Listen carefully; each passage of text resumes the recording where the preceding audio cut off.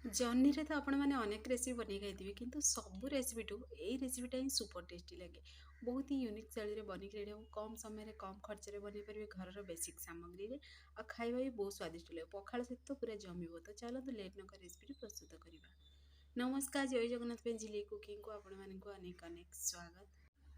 प्रथमे आम देखु ये नहीं गोटे छोट गिनार गोटे गिना चाउल हाफ गिना बुट डाली बा चना डाली किसी समय आगु माने 15-20 मिनट आगु बतरी होती ये पूरा पूरी बतरी आती राग खाइबे से अनुसार कंचा लंका एड करेंगे। कंचा लंका बदल में आपने शुखिला लंका भी एड करेंगे।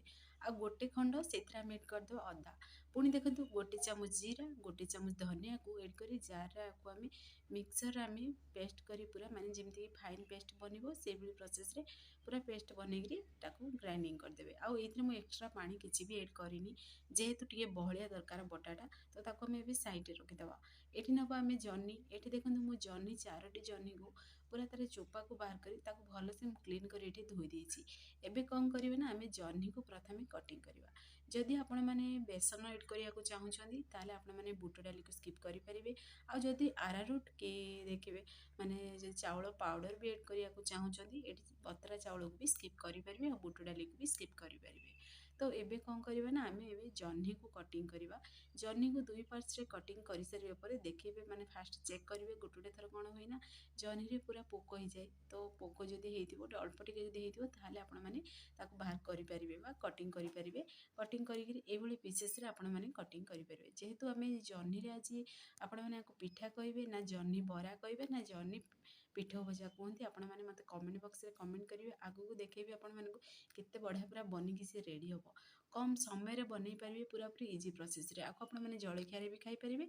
आमित भी देखिए भात डाली सहित भी खाइबे बहुत स्वादिष्ट लगे।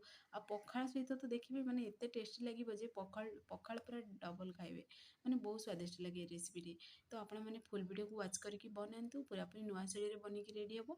आउ देखिए थरे जदि बनाऊँगी एमती तो छुआ मैंने माने आपण मैंने बनई बनई रखुवे प्लेट से मैंने नहीं खिया चलती से मानकर एत टेस्टी लगे। तो प्रथम कौन करवा ना आम पूरा ये छोट छोट पूरा पीसेस रे आम प्रथम जर्नी को कटिंग करदे। तो देखो केते बढ़िया पूरा पीसेस रे आम जर्नी कटिंग हो। तो सेम प्रोसेस रे आम सबुतक ए कटिंग करी आम गोटे बाउल को बाहर करदे। तो ये मुझे सबुतक बाउल रे एड कर देछि। आउ देखो आपण मानक पाखरु देखौछि एति बड़ छोट छोट पीसेस रे ही कटिंग करेंगे।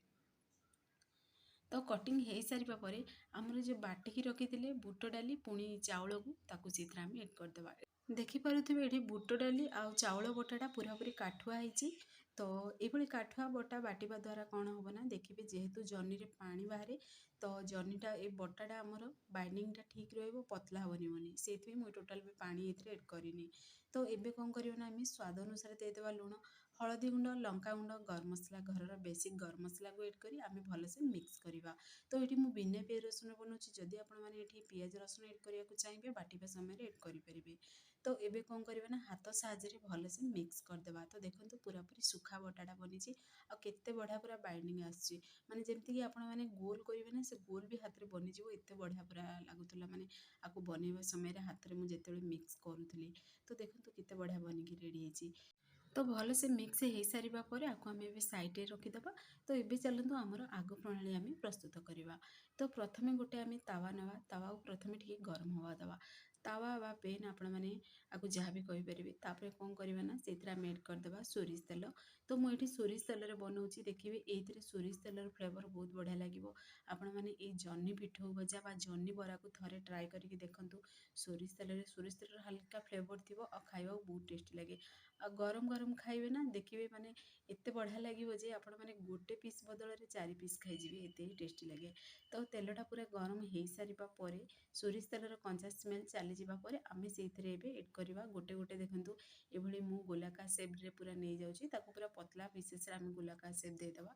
तो ये प्रोसेस आम सेप दबा ये मुझे देखो टोटाल ये 3टी ही रोचे। तो पिठ भजा जर्नी पिठ भजा तो 3टी ही मुझे एड कर बड़ माने पेन नहीं से अनुसार बनई पारे। आ चाहिए ये चकुली पिठार भी सेप देकी आपने बनई पारे। ये मुझे छोट छोट पीसेस रे सेप देती आपने बड़ पीसेस रे भी सेप देकर ये रेसिपीटी प्रस्तुत करेंगे। तो देखिए पखाल सहित जदि ये बरा को जदि आपने खाऊँगी पिठ भजा खाऊँ ना देखिए आउ कौन भी तरकार आवश्यकता पड़ोनी बहुत स्वादिष्ट लगे ଆଉ ଗରମ ଗରମ ଖାଇବେ ବହୁତ ଟେଷ୍ଟି ଲାଗିବ।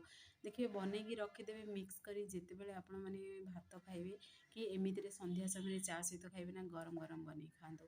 ଦେଖିବେ ବହୁତ ଟେଷ୍ଟି ଲାଗିବ। ତ ଗୋଟେ ସାଇଡ଼୍ରେ ଟିକେ ଫ୍ରାଏ ହେଇସାରିବା ପରେ ଓଲଟେଇ ଦେବା। ସେମ୍ ପ୍ରୋସେସ୍ରେ ନା ଆମେ ସବୁ ବନିକିରି ରେଡ଼ି କରିଦେବା। ତ ଦେଖନ୍ତୁ ପାଖରୁ ବି ଦେଖୁଛି କେତେ ବଢ଼ିଆ ପୁରା ବନିକି ରେଡ଼ି ହେଇଛି। ତ ଆପଣମାନେ ବି ଏଇଭଳି ନୂଆ ପ୍ରୋସେସ୍ରେ ଘରେ ଟ୍ରାଏ କରନ୍ତୁ। ଛୋଟଠୁ ବଡ଼ ସମସ୍ତେ ପସନ୍ଦ କରିବେ।